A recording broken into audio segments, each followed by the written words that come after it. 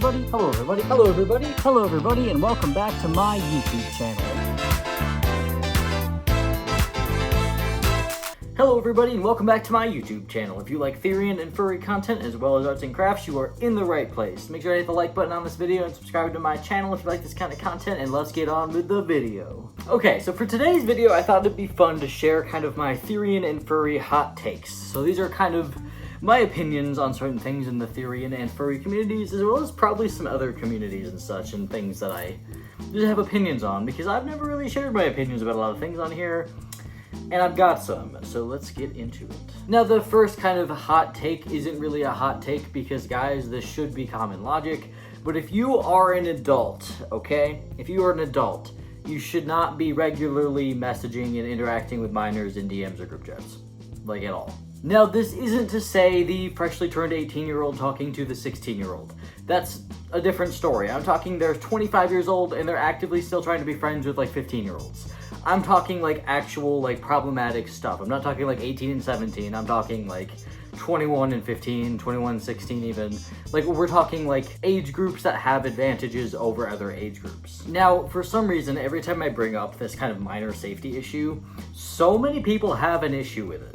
They're like, no, I can talk to whoever I want. And I'm like, why do you want to talk to children if you are an adult? That is a red flag. Because there is nothing that adults have in common with kids to the point where they will be discussing things as like a one-on-one friendship, because there is a power dynamic that exists in every friendship of adults and minors, and it is not fair, it is not safe, it is not good.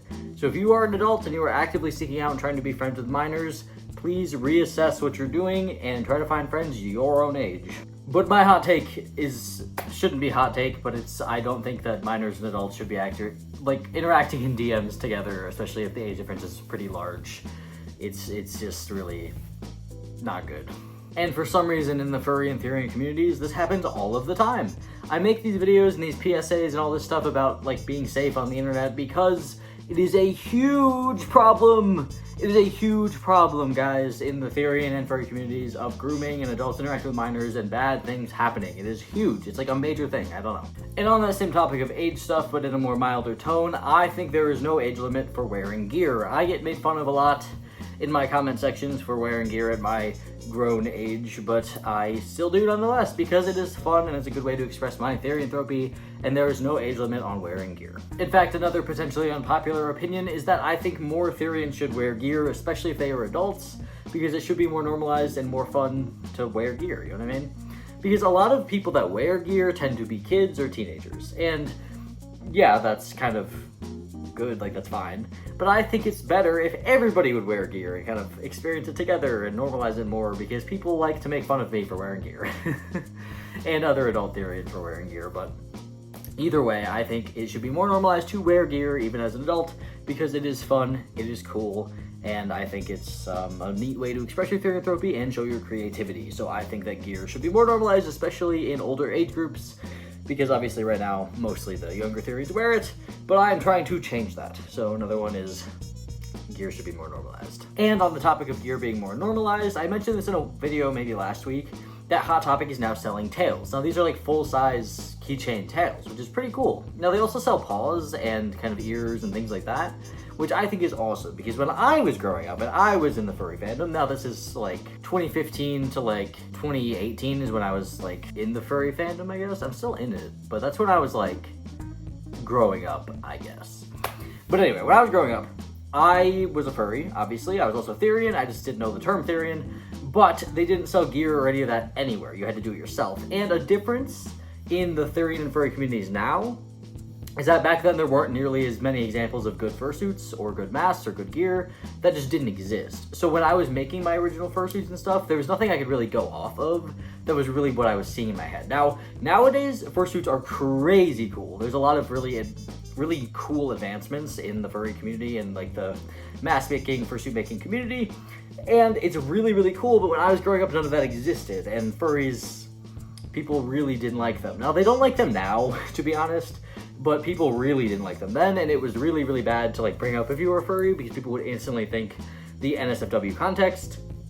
But nowadays it's pretty cool because they're actually selling this kind of stuff at Hot Topic and stuff, like gear and tails. And that doesn't necessarily mean it's for Therians or furries, but that also doesn't mean that it's not. But it's being more normalized to kind of wear ears and tails and gear and kind of be more out there when it comes to expression, which I think is super cool, and I agree with that notion. I think it should be more normalized to wear gear. Now, I also think that it should be more normalized for non-Therians and non-furries to wear gear because it is fun and it is cool. Now, that's another kind of unpopular opinion, is that I think gear should be for everybody and that everybody should wear gear and make gear and interact with it, even if they are not a Therian, even if they are not a furry, even if they are not even a cosplayer. They just like making the mask. I think it is fun, I think it is cool, and it's on the same topic of normalizing it that, it's fun. So I think that more people, even if they aren't Therian, even if they aren't a furry, should wake and wear gear because it is fun. Now, this one genuinely might be a hot take, like genuinely, and that I think that people need to stop making so many posts about zoos. Now, if you don't know what a zoo is, I am not talking about the location where you go to see animals in captivity. I am talking about a type of person who is interested in doing really messed up stuff with animals. I'm not gonna go any further because it's a family-friendly account, okay? But a lot of the times I see young creators posting about zoos or being like, AntiZoo. Now, you shouldn't have to have AntiZoo in your bio because the standard should be AntiZoo. I see so many people with AntiZoo, zoos don't interact.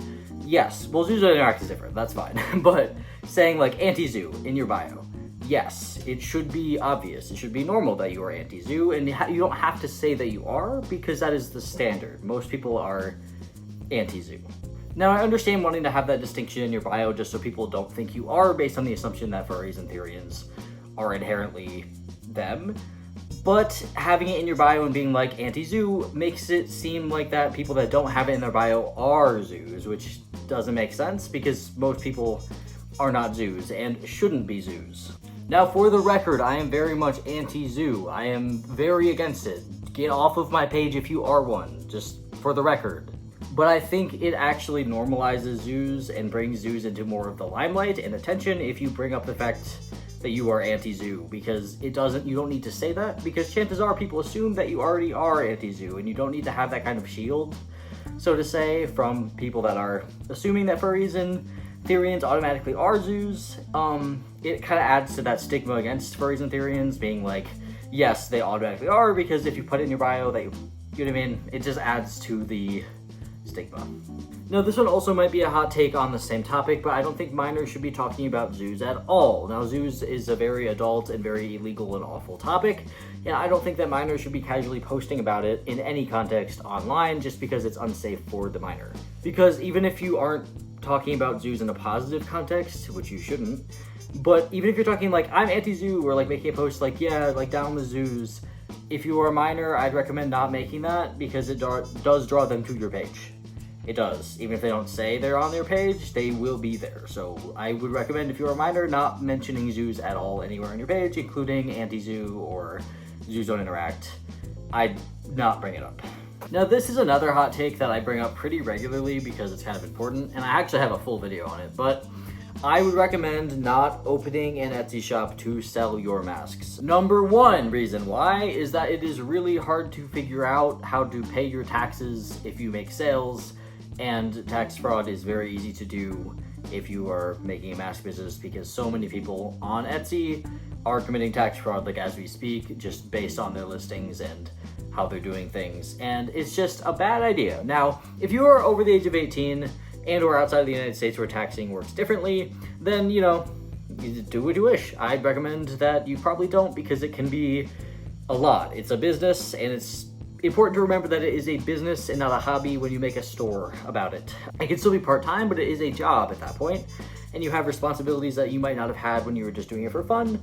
So it's another thing to kind of look into before kind of opening an Etsy store, is kind of figuring out the burnout, the money, the investment, the time. And another reason is just, it is kind of a lot to have to turn your craft into a business. It takes a lot of effort, and it takes a lot of commitment and energy and time, and spending that much time might kill your ambition to make masks. So make sure that you actually want to do it and making masks enough that you would be able to make commissions or sell pre-mades, and don't get discouraged with your pre-mades. Don't sell, because chances are it just takes time. But anyway, I'd recommend not opening a store, but if you are interested in opening a store, make sure you commit to it because it is a business. Now, this one genuinely makes me mad every single time someone comments it, but saying no offense, okay? If you type no offense after your comment, if it is offensive, that does not mean it's not offensive. So one thing that I will give an example of is that I made my snout mask and I posted it on Instagram, and every single person was like, it's too big though. No offense, but it's too big. And I'm like, first of all, that's your opinion. Second of all, that's mean to say. Like, it's a little big though, no offense. Adding no offense kind of gives it more offense, because I wouldn't be offended if you're just like, it's kind of big, but nice, you know? It's annoying, but it's really mean when you're like, no offense though, because that means that there could be offense taken, right? That means that it could be an offensive statement. You know it's an offensive statement because you're adding no offense to kind of diminish that. So don't comment that. Like, that's kind of like my main thing is like, if you have to add no offense to it, do not comment it. That should be common knowledge, and I don't know why that's such a hot take, but it really is, because so many of you guys comment no offense after a really offensive thing. So remember, commenting no offense does not negate the offense of what you're saying.